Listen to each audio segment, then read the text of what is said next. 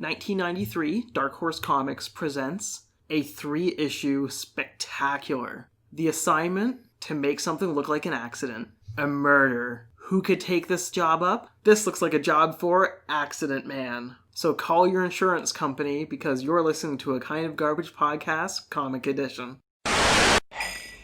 It's a kind of...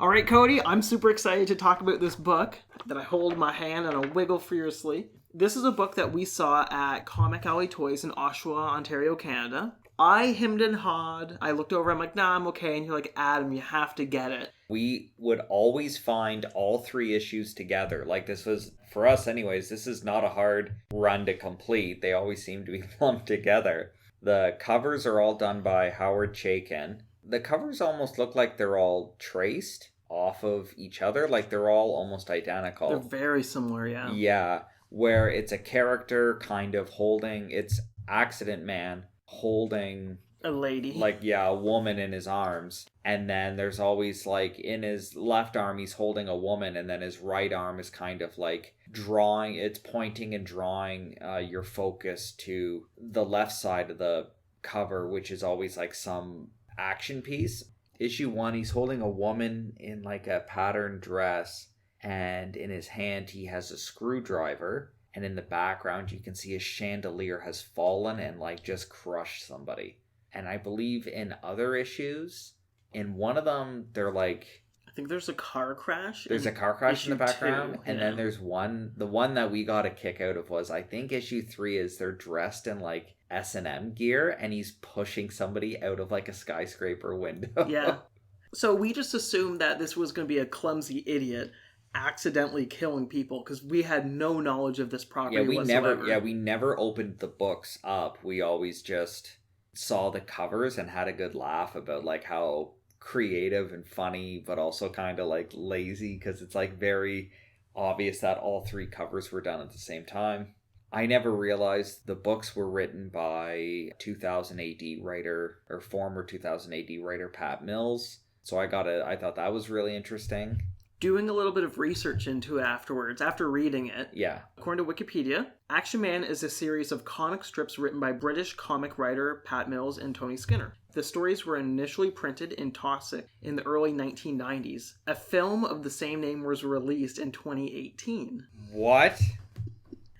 Now, from what I can see from the film adaptation, it stars Scott Adkins.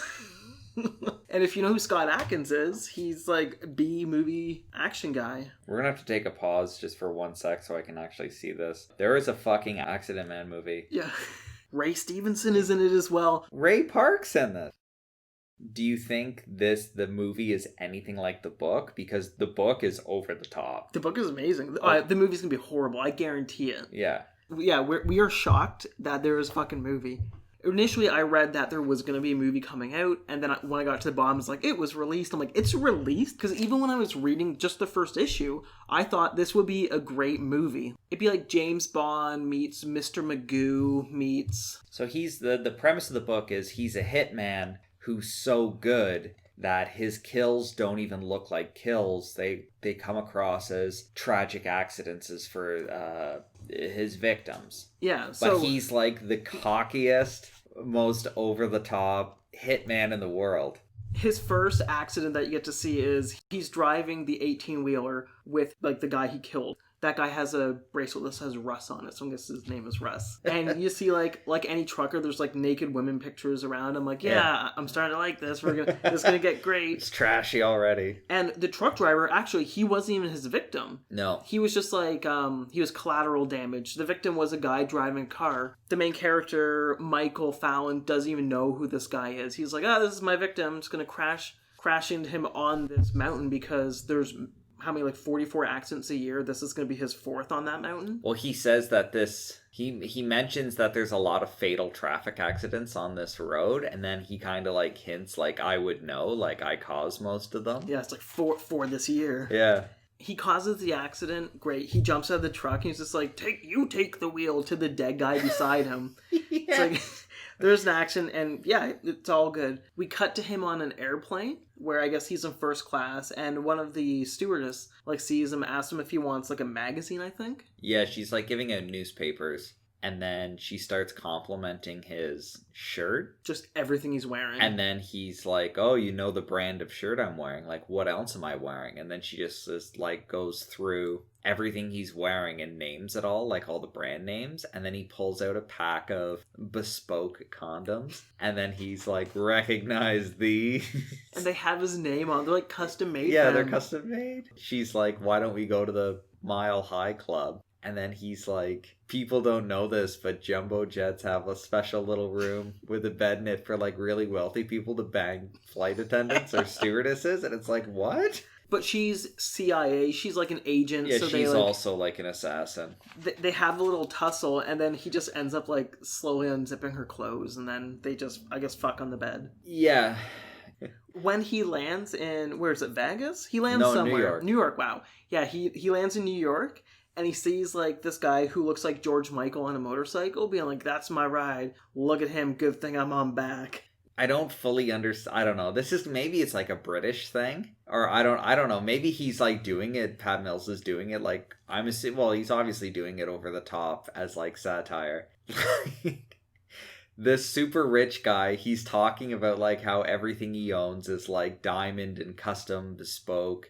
Everything, and he's like, I'm only doing this job. He goes like, I'm only gonna do this job if they give me a Ferrari or whatever. And then he's like, let's see who's picking me up at the airport. And it's just like a biker, and he's wearing a shirt that says chauffeur motorcycle, and he's like, cool. Yeah. It's like, that's not cool. Fallon says, I like the Harley, but the chauffeur looks a bit like an uphill gardener. Oh, let's go to Google. Okay. We need some, what's it called, Urban Dictionary for uphill gardener. I'm assuming because he's digging into holes, but like buttholes going upwards. That's what I think. And that's where he said, glad I'm on back. Uphill gardener, slang for a homosexual. Oh, see? Oh, like, Pat Mills.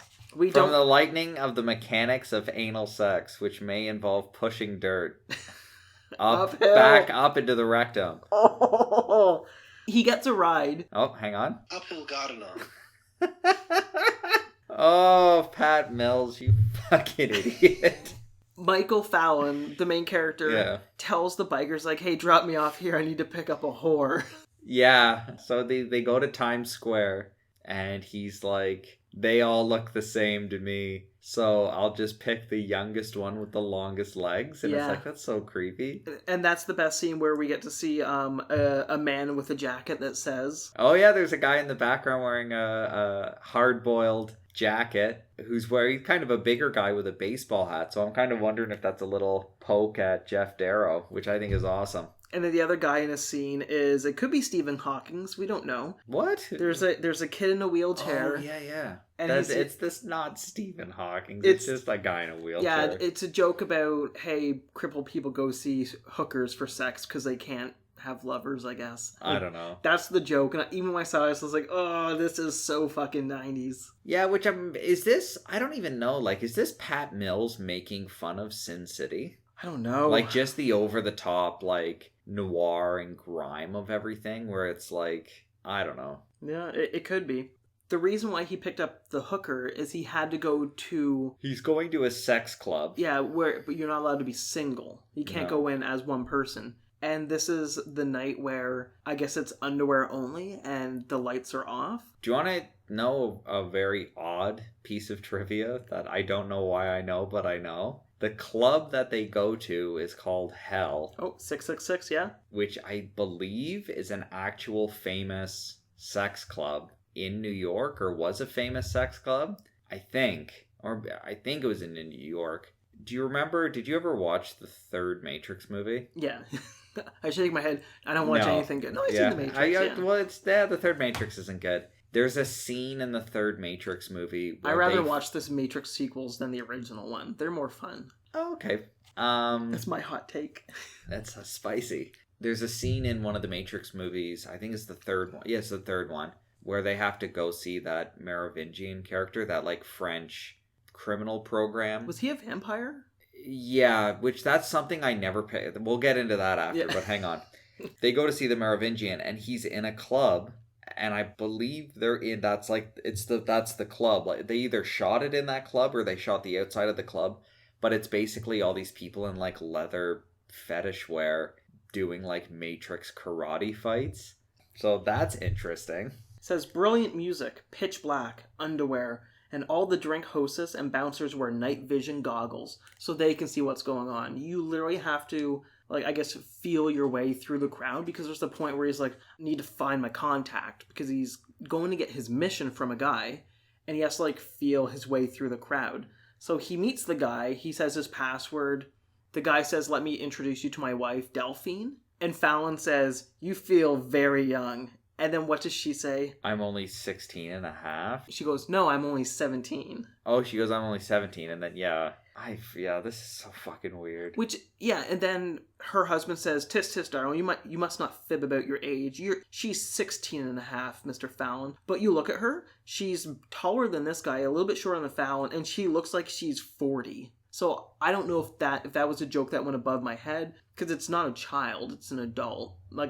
Maybe he's just fucking with him because they're blindfolded, you can't tell, but she looks like an old person. But anyways, he gets his dossier delivered to his apartment or his hotel, and this is where we get to go to the opera.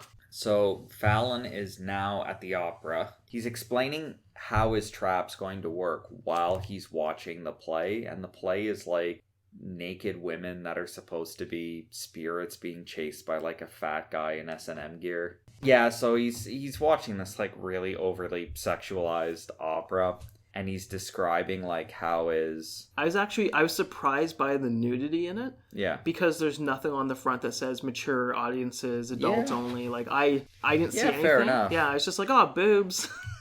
Yeah. So he's explaining that he's rigged a chandelier to fall and crush this guy, and he's watching this like really violent, sexualized play, and he's just sitting there kind of smiling to himself, and then he looks up and he realizes that the target is actually the head of the CIA, and that the target's date is the CIA assassin that he was had sex with on the plane. Yeah, whose name is Mirrors? Mirror Morgan. All right. What does she wear? Mirrors.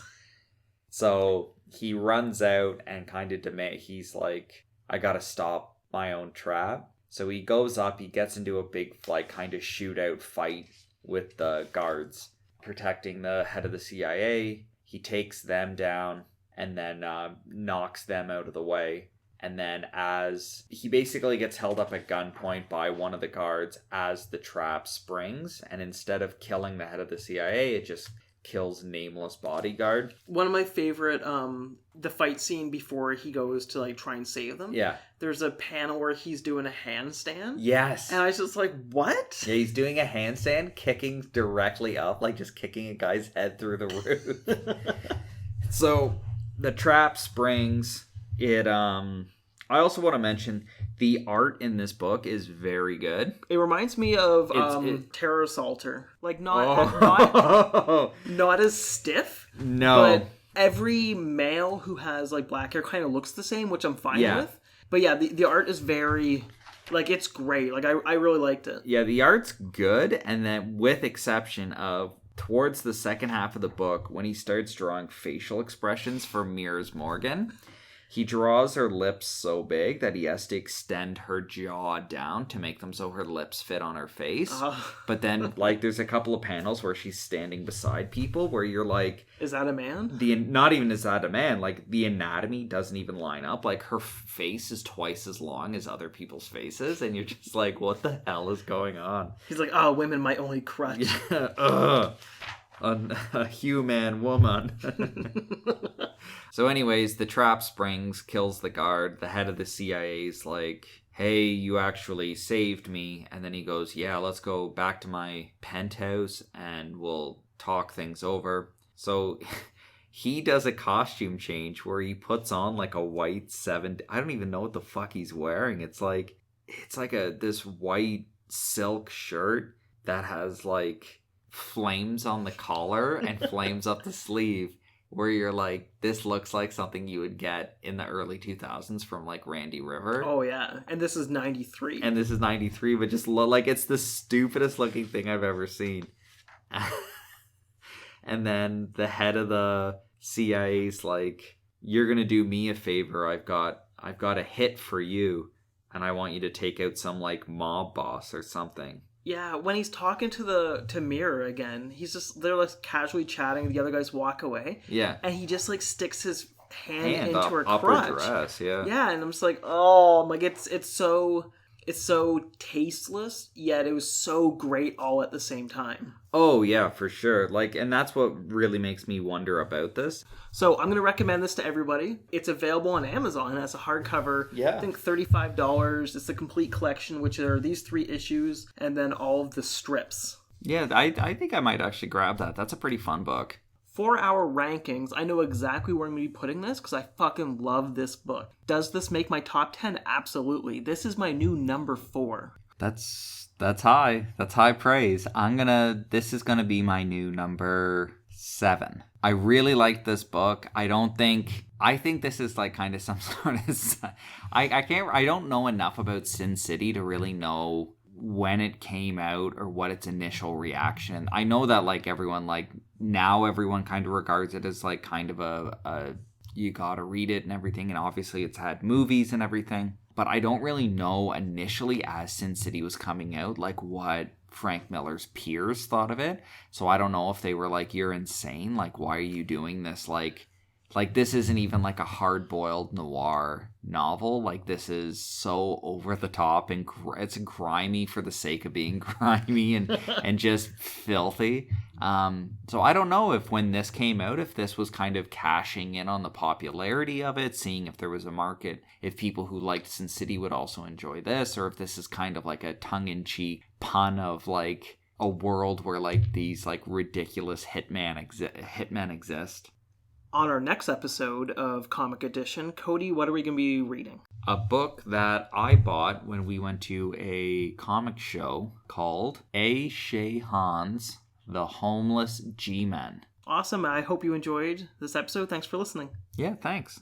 As always, you can find us online through our social media accounts on Twitter and Instagram, both at A Kind of Garbage. You can also email us at akindofgarbage@gmail.com with any questions or comments you may have. Be sure to check us out at akindofgarbage.com, where you can find links to our Twitter, Instagram, and YouTube pages, as well as our Patreon page at patreon.com/akindofgarbage, where you can get access to our private Discord channel and Patreon exclusive podcasts. Thank you again for joining us, and be sure to tune in next time.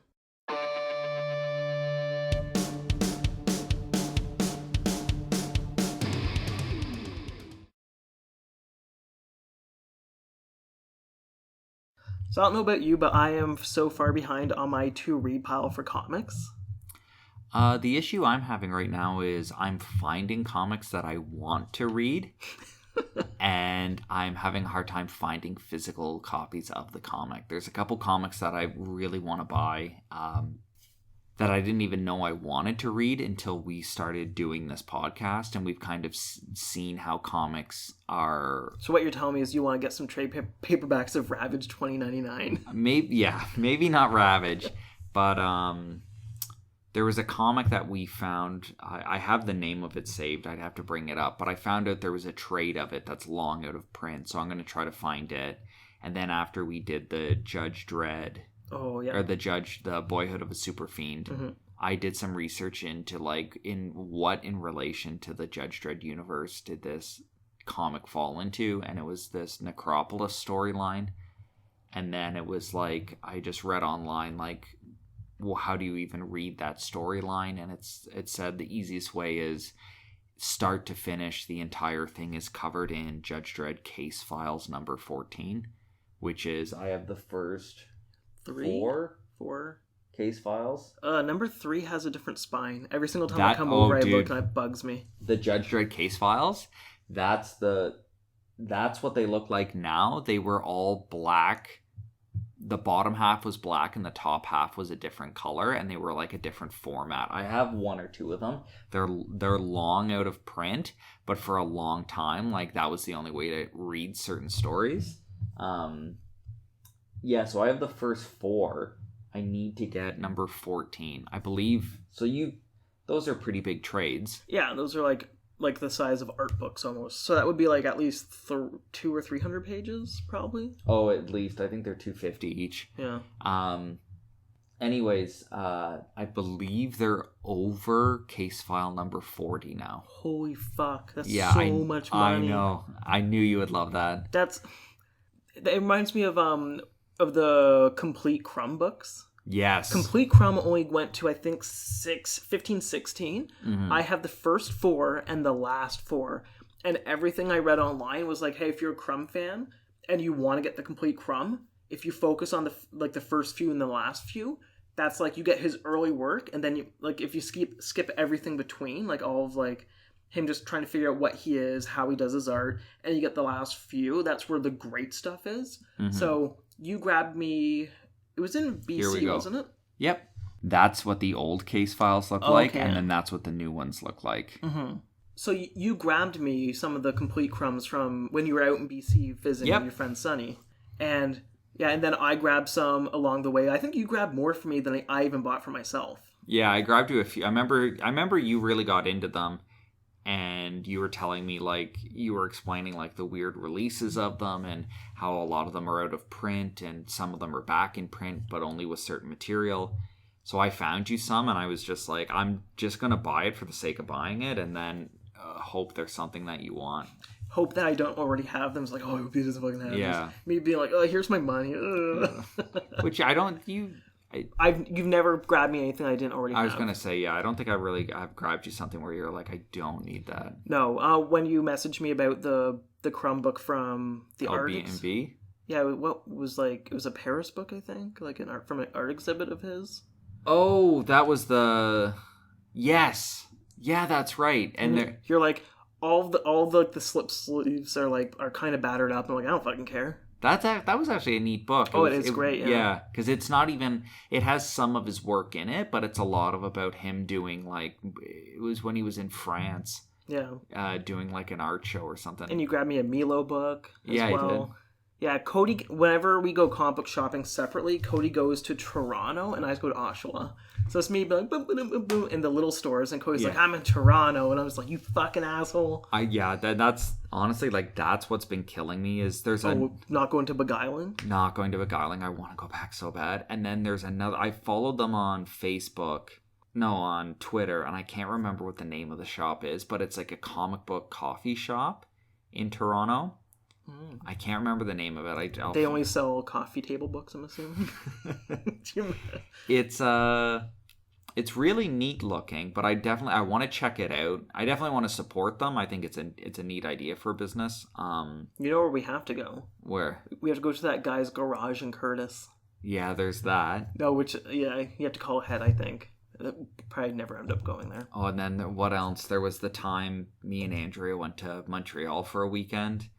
And we were just driving around, and Andrea's like, do you want to check out some comic shops? And the comic shops in Montreal blew my mind. It was amazing. We went into one, and it was just an apartment building. It was literally like an apartment complex, like a 10-unit building. And one of the basement levels was like a 3-bedroom apartment that someone just converted into a business. So I love it. Dude, it was wild. And then one of the like little rooms just had a sign above it that said adult comics. And it was a room. It was a full room. And I'm just like, Adam would be losing his mind right now. I sit there like, I need all these books. I don't have you. You're going to fill some holes.